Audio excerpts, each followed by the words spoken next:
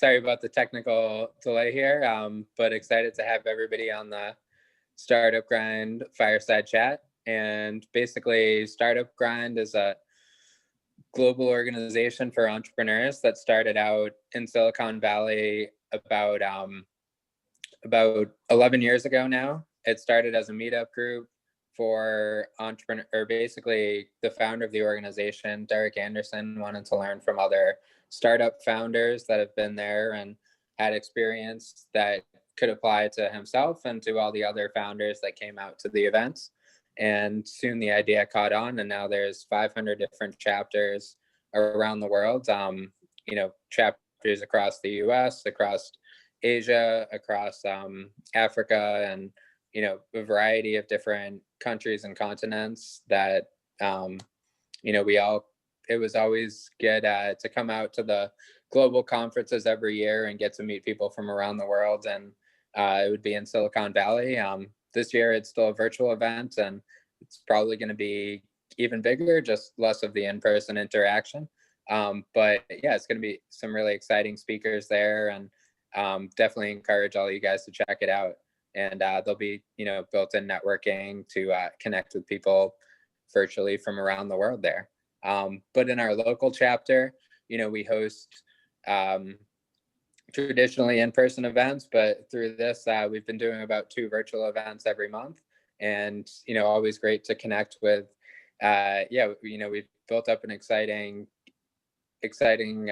group of speakers, and they all basically come in with a different topic and a different story that can help our community of entrepreneurs grow and scale their businesses.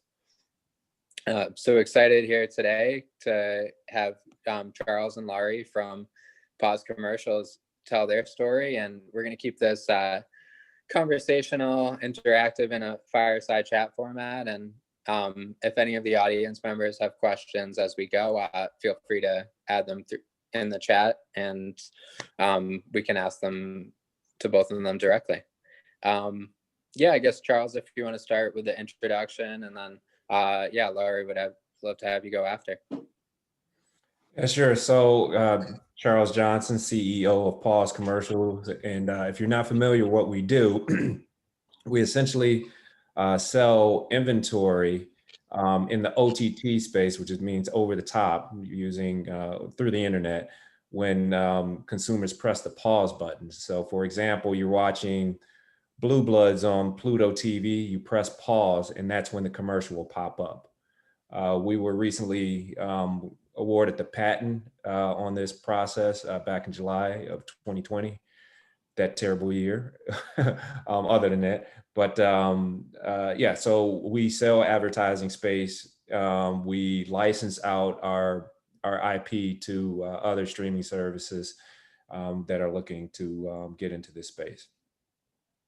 I started the company in about 3 years ago. It's actually kind of a long story. I don't want to cut Lauri off so she can at least introduce herself. But I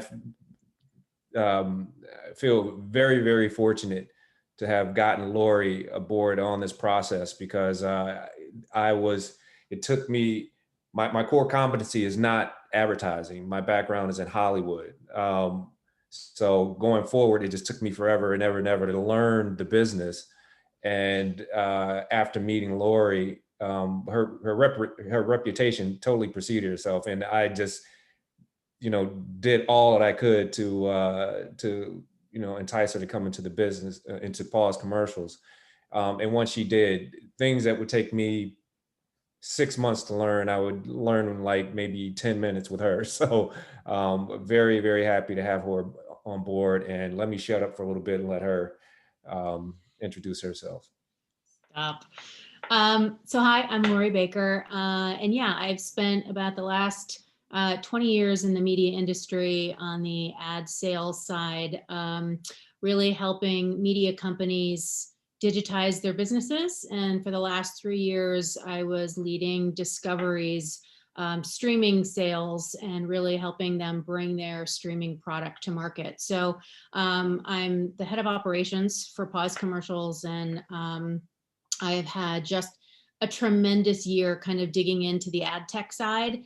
For the last 3 years, I've really kind of worked with industry leaders across the ecosystem in the Lumascape, from measurement companies to ad tech companies to ad serving companies to other publishers, and most importantly, other platforms, and really understood the fragmentation in that industry. And what's exciting about pause commercials is, now is really the time that the traditional linear television experience is really being disrupted in a pretty significant way, expedited really by COVID.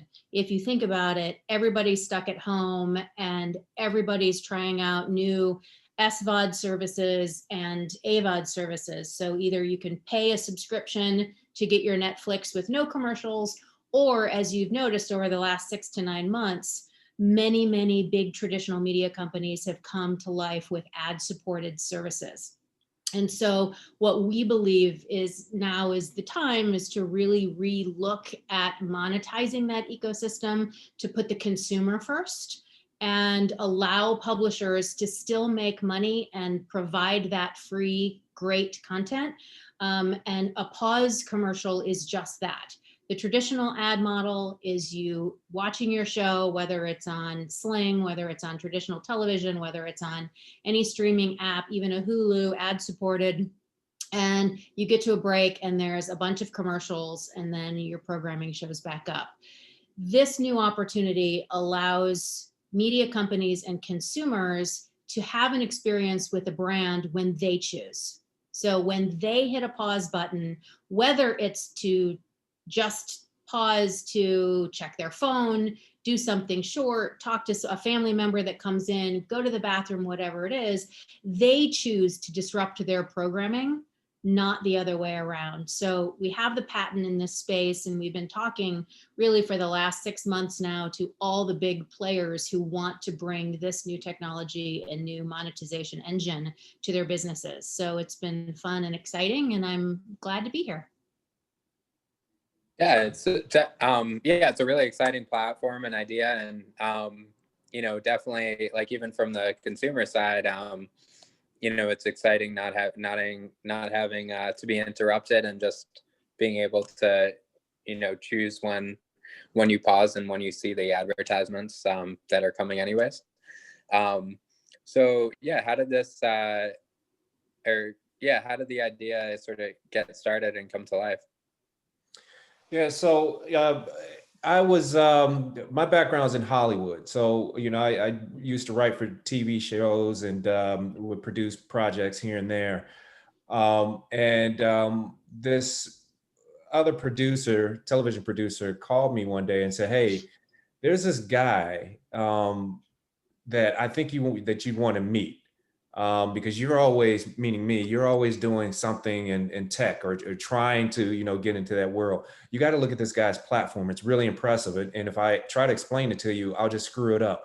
So I'll set up the meeting, go and look at the platform." So I'm like, okay. So I went and checked it out. And this guy gave like a 2-hour presentation on this platform that he built. And it was essentially like a Roku, like a competitor to Roku. He had hardware. He was licensing television networks throughout the world, really, acquiring content, TV shows and films to go on this platform. And he was using this AI engine. It was really impressive how he did it. Heavily backed. They had a ton of cash that was injected into this company. But when he was given the presentation, I was a little confused at how he's monetizing it. So when he got done, I flat out asked, I said, "How are you making money on this? Is this through transactions from the purchases, And he said, "Well, yeah, but we also we have this advertising revenue where this advertising option where it's."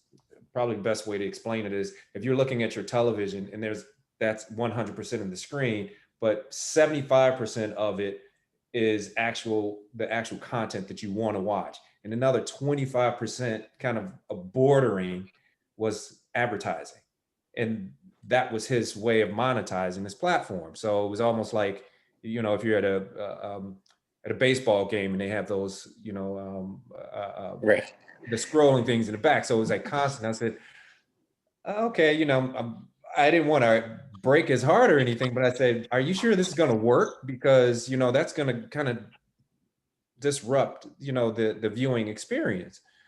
And he's, oh, commercials, no one wants to be bothered with that, and this, that, and the other. And he was going on and on. And I said, well, I see what he's trying to do. He's just trying to, you know, give a commercial-free experience. So it just popped in my head clear as day. I'm like, well, why don't he just keep the full screen and have people pause and then have the commercial pop up? Of course, I didn't tell him that. I went home and started the patent process on, you know, what we now have the patent for. But that's how the idea came to me, is someone underutilizing their own platform. Yeah, no, that sounds great. And so, you know, coming from that original idea where you guys are now, was the vision always, you know, licensing it and using or plugging into the major platforms, or has the business model changed along the way? That's a really good question. That was not my original intention. You know, the reason I started the patent process was just to make sure that I was in the game. I wanted to establish a priority date, that I came up with this idea at this date. Of course, I still needed to do the research to make sure that I wasn't infringing on someone else's IP. But once you know, I hired my attorneys and we did the prior art search, and we found that there were 3 existing pause ad patents out there. 2 of them were pretty weak, and 1 of them was really strong, and it was held by DirecTV. But that was going into linear, the old school traditional system, going into cable boxes, which is not the space that I wanted to operate. So initially, it was just, let me just start this process. So if it's already someone already has this, but the USPTO has not ruled against me, then I can still operate. I can still get a business up and going, and no one can stop me. I can't get a cease and desist while I'm still in, while the patent was pending. So it was initially just to protect me, so I can actually go out there. The bonus was that we got the patent, and then anyone else that was doing it in OTT now has to speak with us, and of course gives us the right to go out and license it. But that was not the original intent. Yeah, I would also add, I think earlier on, the concept was the technology that actually comes along with the patent. So not only do we have the process patent, but we have built technology that publishers can utilize. And so it depends on what tier of publisher you are. So I think the original business model was, let's talk to some of the smaller players in the space and license them our technology as well. And then that model also came along with, well, we don't really have a sales team, so can you sell the ads in addition to us utilizing your tech? When I came on board, it was maybe a little more eye-opening to know that, one, there are actually big players in the space that are utilizing pause ads or have announced that they want to use pause ads. And the good news is most of the mid-sized to larger players have their own sales teams.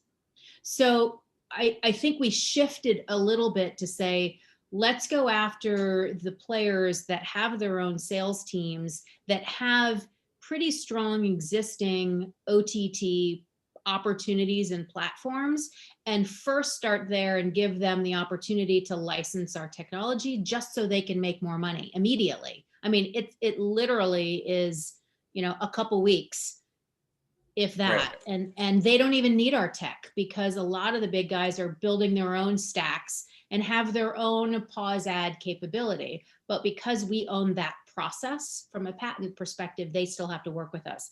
It doesn't mean that we're not also talking to the smaller publishers who do want this great technology, but I think the priority has shifted a little bit to now let's focusing on getting as many platforms humanly possible using this great type of pause ad capability so we can better the experience for consumers and really help this growth on a faster trajectory.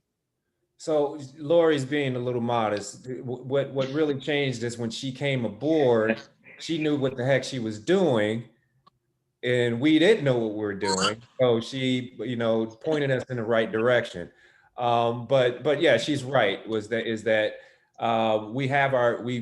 built our own technology. So actually, let me back up a little bit, because when I first started this process, no one was really calling it pause ads. It just really didn't have a term. But about a year after I started the patent process, I'm still thinking I'm the only one in this OTT space that's doing this. Then Hulu and who was it? AT&T. Hulu and AT&T announced that they were doing pause ads literally the same week. So it kind of knocked the wind out of me at that point, because I'm like, I haven't, been, I'm still pending. So I now have to go up against these two giants. So I was really thinking of a way to kind of undercut them, like whatever their CPM costs were, I was going to have to do a percentage lower than them. I had to come up with some way to differentiate myself from them. And I knew it was going to be difficult. The good thing was that I knew those guys weren't going to be offering their services to anyone else. It's a closed system, it's only for them. So I got the opportunity to offer to everyone else. But certainly in terms of like trying to raise capital, it was like, all of the potential investors, they were like, well, who else is doing this? Well, no one else is doing it. Then AT&T and Hulu announced they're doing it. It's like, hey, these guys are doing it. Oh, well, they're too big. We don't want to be involved. So I was, I thought it was a good thing that these guys got into, it was a good thing that they came into the space, because it validated what we're doing. But it also ran a lot of people away, and then kind of put me on this island of like, how the heck are you going to deal with these giants? But it wasn't until Lauri came aboard that my mindset shifted from the smaller to medium size to the bigger boys. Because she has the contacts, but the bigger thing is she just knows how to deal with them, even once we did get the meetings. Yeah, and you touched on it a little bit there as well, but when you guys are going out and talking with either the bigger players or more of the mid-sized players in this space, are they, or at this point, are they aware of, like, are you selling them on, are you educating them on the benefits of pause ads in general, or or are they aware that this is beneficial and you're just selling them on the technology and the patents you guys have around this? I think it's a little bit of both. It really depends on who we talk to. Some of the bigger players have done their own research. Hulu announced this year during the New Fronts that their own platform sees 35 million pauses a day. So some of these people are already trying to figure out. I mean, it's been known that consumers don't like the mid-roll breaks for years and years and years, which is why so many people are cutting the cords. And the platforms like Netflix of the world have introduced ad-free great programming. So I think we as an industry are already aware that finding more creative ways to monetize this ecosystem is really, really important. And so we haven't had to sell the value of pause. It's more everybody's crunched with priorities. So it's trying to sell the value of the pause ad to be a top priority for their product team and engineers to actually take something else off a product roadmap to put this in order to, get it done. So it really depends on who we're talking to, but that's kind of the gamut of the conversation, is introduction to who we are, why we think, why we as an industry do agree that, new commercial experiences are important. And then the question's always, well, how important and how much money will this make me? So Right. that's where it's like, all right, if you can dig into your own analytics, I don't have access to your data. If you can look in and find out, one, how many times do people pause a day? Are they pausing? And if they are, then, then we can back into some math and some kind of projections. Yeah, that makes sense. Yeah, and obviously, like, the further along you guys are in terms of the new, the new customers you roll out with, the more data you have to then go out and present to new customers and clients there as well. Yeah, it's always tricky because data should always be applied to every decision. And Right. these are, we don't have access to data to our partners, so we often come with the ask, have you looked at your data? Have you looked at this? Let you tell us. We're just saying that this is a great opportunity. We're here. We would love to work with you. And it's been good, but it's also nice because it's just not streaming in CTV. There's an esports market, there's a gaming market, there's so much happening from an entertainment perspective on our devices that publishers and those creators are looking for creative ways to monetize. And we just feel that this pause technology is ripe for all of those different industries. So it's been fun for us because, we've talked to the gaming market, we've talked to, the streaming market. We're hoping to talk to an esports market soon at the beginning of the year. So, it's exciting. And yeah, I wanted to build in a audience question from Mark. So yeah, he wants to know, like, do you guys have a relationship with the advertisers at all, or is it all brokered through the OTT supplier? You can take that one, Lauri. Okay, so I think originally the concept was, wow, do we need to sell to the advertisers? I think right now we don't want to put the cart in front of the horse. So priority number one is talking to the platforms and the distributors of the content to enable the technology. Once this technology is more widespread, then in partnership, our partners are also going to be out doing it. But then we could make the case to start going to the advertising community and say, hey, as a reminder, we've got this new, Roku has it, Hulu has it, Discovery has it, NBC has it, whoever has it, we could actually go to market as well and try to get buy-in then from the advertising community. But we're not quite there yet. We need to get it deployed across as many platforms as possible first to make it a scalable, viable option. And to add to that, again, kind of what Lauri was saying earlier, a lot of these publishers already have their own ad sales teams, which means they have relationships with the advertisers already. So us coming in to try to negotiate with advertisers for any platform that already has a relationship with advertisers probably would just kind of muddy up the process. So if there's a couple of smaller medium publishers that we were speaking with earlier on that literally wanted nothing to do with the advertising. Like, look, we'll give you open access to our platform. Go ahead, integrate, but you bring in the demand, you bring in the advertising. And in that case, then we would have to go out and figure out, is this going to be a programmatic integration or kind of a direct buy with advertisers? And that's us kind of increasing our expenses to have a sales team to handle all of that. And we want to try to stay away from that right now. With us now having the IP to license out, is our energies are best focused on handling that, and then circling back later on with advertisers.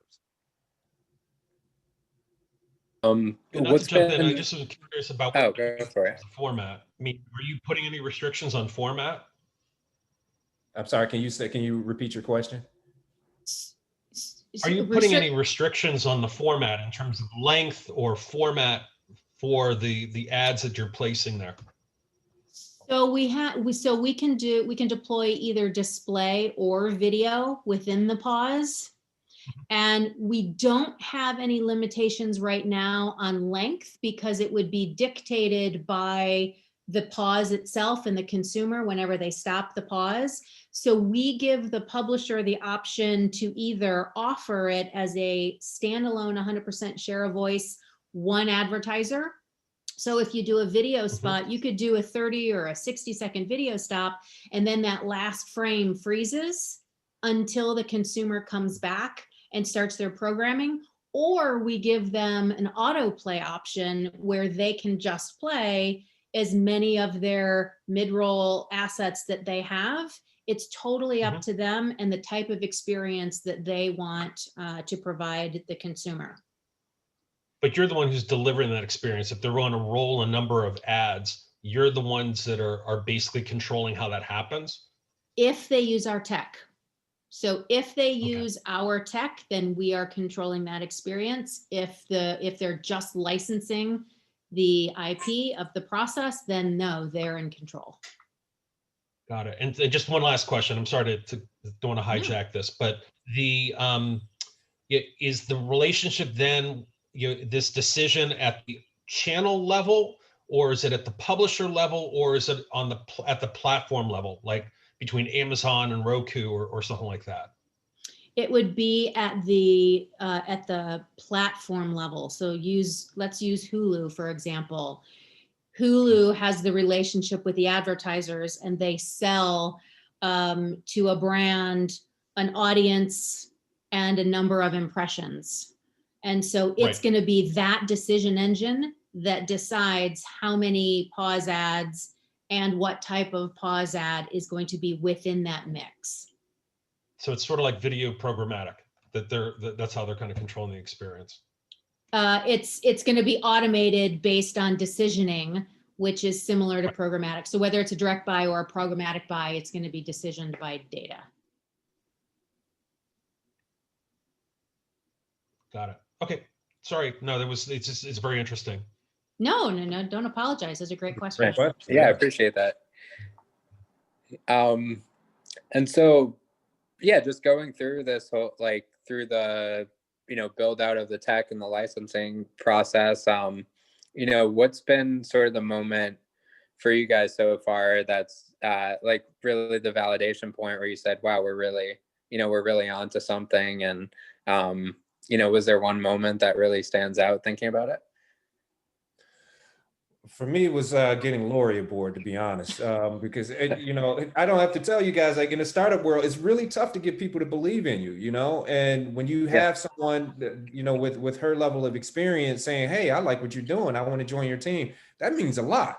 I mean, a lot of startup founders, they spend, days, weeks, months, putting decks together and trying to romance investors to inject capital in their company. I essentially did the same thing with Lauri because, I knew the value of the company, would increase when you see someone with that type of resume on the team. And investors and never mind investors. I mean, just people within the industry, they're not going to take, they weren't taking me serious. I have a background as a writer, so, it was really tough. I do have a business degree, but it's just different when you have years and years of experience where it's just second nature, knowing advertising. I'm new to it. So seeing, having someone on the team, just I see what you're doing. I like the innovation. I can take it to the next level. It really put us on the map. I think, once we got Lauri, probably the next step, the next step was getting the actual patent. That's when things started to change, at least for me. So yeah. And Lauri, would love to hear what excited you to join this opportunity versus, anything else out there, and what got you really excited to be part of the team? Yeah, I think having been in the space for the last 3 years, and always kind of looking around the corner, I knew that pause ads has a huge future in this CTV space in particular. obviously it was pre-COVID. Well, actually, it was kind of right at the start of COVID, but we didn't know kind of how long COVID was going to last. But I just knew that the CTV space and OTT is just ripe for growth. And then in our first conversation, when it was kind of at the end of the conversation, where he kind of threw out, oh, and by the way, we have a patent pending. And I'm like, hold on a minute. You have the patent pending for this? And so that was the light bulb moment for me, just because I knew the power of that patent, and I was familiar with some of the really big players in the space that were utilizing this technology. So that was exciting to me. But then I also, as I mentioned earlier in my introduction, I've really spent the last, most of my career trying to work within the industry to create standards. So I do a lot with the IAB, which is the Internet Advertising Bureau. I do a lot with Nielsen and ComScore. And so I started introducing Charles and Pause commercials to a lot of people that I know in the industry, ad serving companies, the IAB, and I mean, as many people as I could, just so Charles and Ramin, our CTO, could start to hear from industry people about how this all works. And every single conversation would start with, well, now when we got the patent, oh, and we have the patent for this. It's like the jaws kind of dropped. And they'd be like, no one did this. Like, no, how could no one have thought about this, in the last 4 to 5 years? So that was kind of the affirmation that, what Charles had done, really just to kind of protect himself and, stake his claim in the ground several years ago, was a very important, valuable step to the success of this company. Where do you guys see, the streaming industry going with this, over the next few years? Is this going to be the main, the main way they advertise, or is this an additional revenue that comes on board for for their ad revenue? Ad innovation has been on a huge uptick for the last several years. There are a handful of vendors, Truex, Innovid, Brightline, that have been trying to bring really innovative, interactive ads to CTV. That I mean, I love all those players. And I think that that's doing a really good job in trying to rethink what advertising looks like. I think pause ads is going to be one of many new innovations in the ad tech space. It's a good one. But I think there are others too. I think the interactivity, I think e-commerce is now coming to this space with QR codes. So whether it's in a mid-roll pod, through an interactive ad, or through the pause, there's going to be more and more and more innovation. So it's an exciting space to be in, and I think there will be more. I hope there will be more. Right. And I'm sorry, go ahead. Yeah, go for it. Yeah, my perspective is really from that of a consumer, because I didn't have the background as an advertiser. I just saw, this opportunity not to annoy the viewer with ads by having this option. And so as I was developing the idea, I was thinking, like, if I were a publisher and I'm making, I'm generating just as much or more revenue from the pauses, maybe I can get rid of the pre and mid roll ads that are annoying the crap out of the, out of the viewer. And then that would, in turn, attract more viewers to my platform. So that's kind of how I was looking at it when I initially started to develop the idea. And that's how I was kind of pitching it to the streaming services earlier on. I do think that, what were you saying, Lauri, that... ad innovation, just ad innovation in general.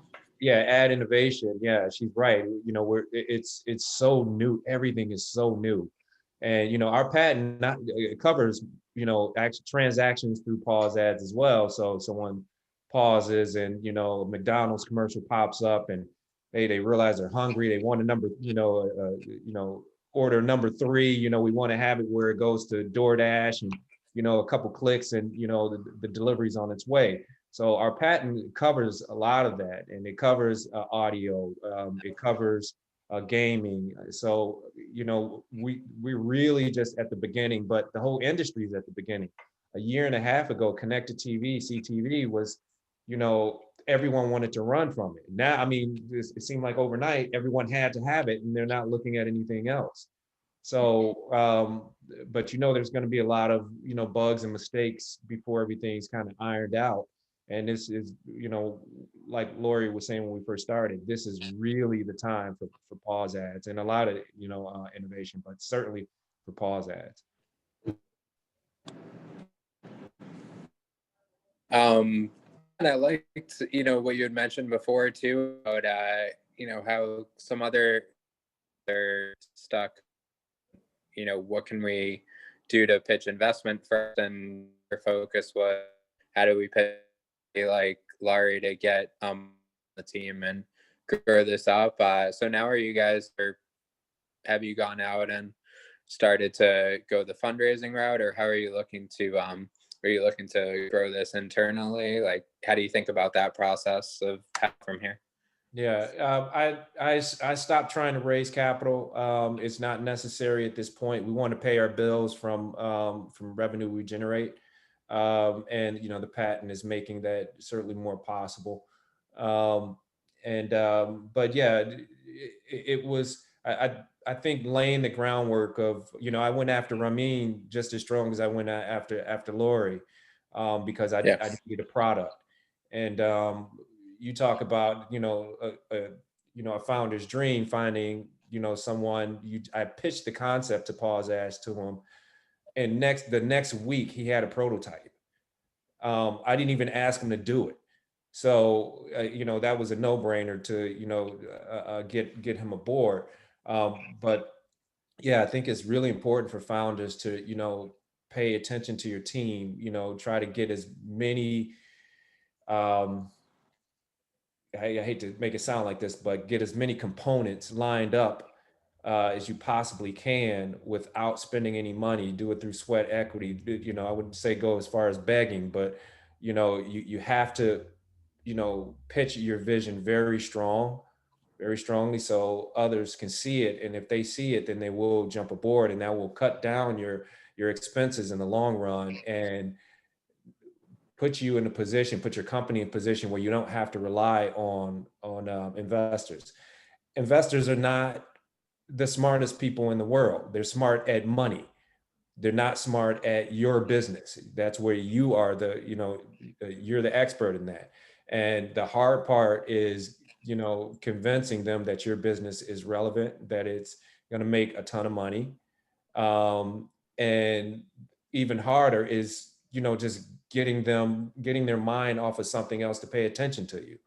So, you know, that's what I've done, you know, getting my team together, and to put us in this position where now we have to do is focus on the business, and the business can generate revenue. And if we need capital, and it won't be from an investor first, it would probably be debt. And so we can easily pay that back. But yeah, that's to answer that long-winded answer to your question. I would also add, I've worked in a startup before, a couple other startups. One very successful, the Huffington Post, and then another one where we just grew too fast. We got investment dollars and we invested in a significant amount of headcount before we had a significant amount of revenue coming in the door. So I think you have to be very careful in understanding your revenue potential and the revenue model, and model out a business, and then decide how many people you need to actually take it to the next level or grow it. But I think you had asked Jason just about expanding the team. And I think we are at the very early stages of understanding our licensing business. We've only got the patent at the, kind of at the late summer. And so as we're closing more deals, we're starting to get a feel for what the revenue looks like. And then we can look to, all right, what's phase 2? Should we be out in market signing upfront deals with agency holding companies to say, hey, look, here are all of our partners. You take in your logo slide that says, here are all of our partners that offer pause ads. If you, Publicis, commit to X amount of dollars across all of these partners, maybe we can give them discounts or, actually we wouldn't be charging the agencies, the partners would, but I mean, we could go out and just elevate our brand. But at this point, I think we're good the way we are, and we're just gonna look to see the revenue that comes in and then build from there if applicable. If Right. that makes sense. Yeah, and so like, when you're out there, if you're getting in these sessions, feedback or new requests, new ideas for the technology of like go through the process of figuring out what to prioritize and what to do now versus. You were cutting in and out, so I'm not quite sure what your question was. Can you repeat the question? Sorry. That's okay. Yeah, basically getting feedback from your license or internal new ideas. Like, how does it go through and prioritize on the technology components, what to build out and as over other features? Okay, I think I understand. You're still choppy, but I think I understood what your question was. So we had a product built before Lauri arrived, and we had to tweak it a little bit once Lauri came through, because my understanding of the business of advertising was completely different than the reality. So once Lauri started explaining how the ecosystem worked, I said, "Oh, okay. Well, we need to change that." And it wasn't a difficult change or anything like that. But Ramin's been a really good soldier in the sense of whatever needs to be done, he jumps on it to make the changes quickly. And excuse me. As we move forward with any streaming partners, it'll be a kind of a team, a collaboration to, make sure that, we're integrating properly with their platform to get out exactly what they want to get out of the pause ads. Yeah, I would just add in regard to how do we know what to prioritize? As you know, a new platform develops every 6 months. So when you're building technology, Roku is a different code than Fire TV, than Apple TV, than Sling, than Philo, than Fubo, than YouTube TV. And so from a technology perspective, if we are offering our technology, we have to make sure that we are updating and innovating across every single one of those platforms. So it's not really a one and done. It's constantly being either rebuilt, reworked, retweaked, and it goes from there. So that's kind of, as long as this ecosystem continues to grow and develop as fast as it is, it's hard for us even to keep up now. Right. And yeah, I mean, there's a variety of platforms there. So, some people are watching on their TV, some are watching on their laptop or phone or iPads, whatever else they're using. So, yeah, it's interesting to see how you guys, think about all of that and, put it all into one technology you deploy. Yeah, thanks. It's been fun. Yeah, I think, or from our chat here so far, yeah, obviously, you put a big emphasis on the team you bring on board, and also on the ways to sort of get out there before the competitors, like making sure you have the patents and are able to either basically choose your own destiny of licensing or building out technologies.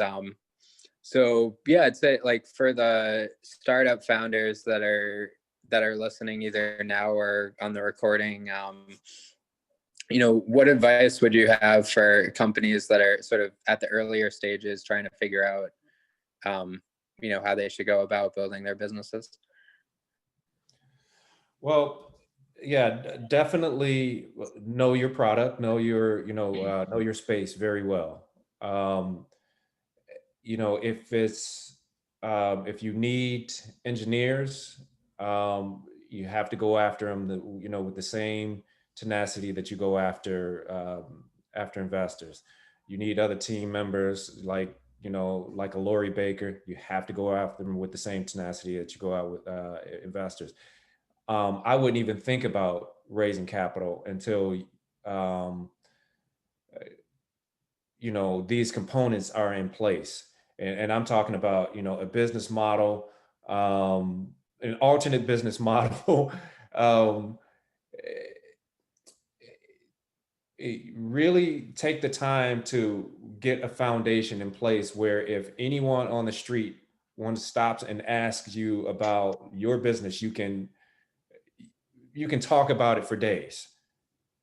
So in a perfect world, having a product built as well, or at least be on the road to having your product built. Otherwise, it's just speculation.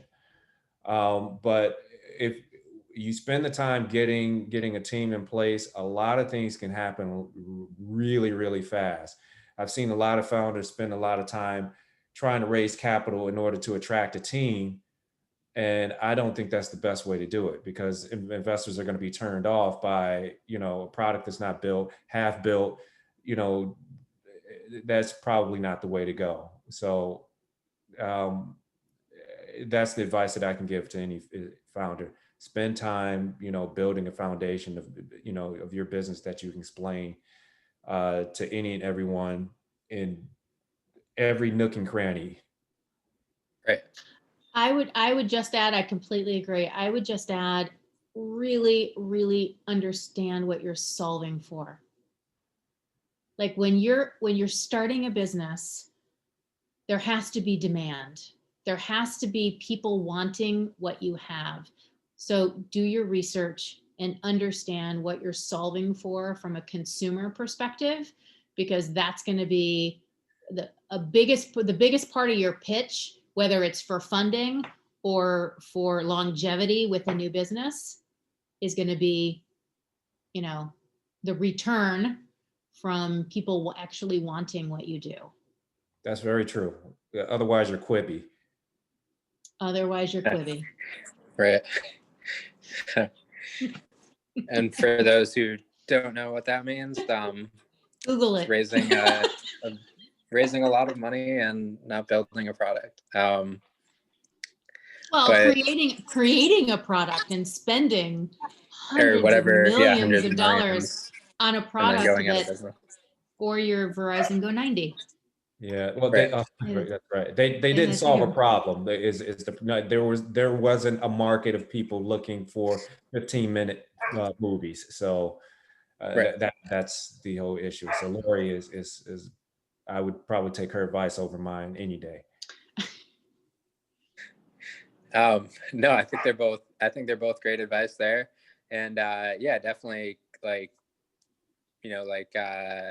yeah, Charles, like you said too, get out there and yeah, it's, focus on talking to people and yeah, making sure you can have that conversation about the business before you go out and actually build it and get people excited about it. So, like, for everybody on here, and everybody to learn about or follow along with the Pause Commercials story. Like I know, as an end consumer, we're probably going to interact more with it through other channels, like Hulu and other streaming services. But what's the best way to follow along with all the updates and everything you guys are doing? Good question. Like Go Twitter, to our LinkedIn, website. You can go to our website, pausecommercials.com, or you can follow us on Twitter or LinkedIn at Pause Commercials. Sounds good. Yeah, no, really excited about everything you built out, and I appreciate you guys coming on here and sharing your story with all of us. And I think it helps everybody think about, like, a lot of times we're doing these chats on how you go through more of the traditional route of, like, all right, you build something, you fundraise a little bit, and then you keep growing that way. And I think this is definitely an interesting an exciting way of building your business through bootstrapping, licensing, and building up these partnerships and relationships. So definitely getting a lot of value out of our conversation. Yeah, thanks for having us. Yeah, no, I appreciate it. And everybody on the chat, thanks for joining in as well. We have a few other chats scheduled.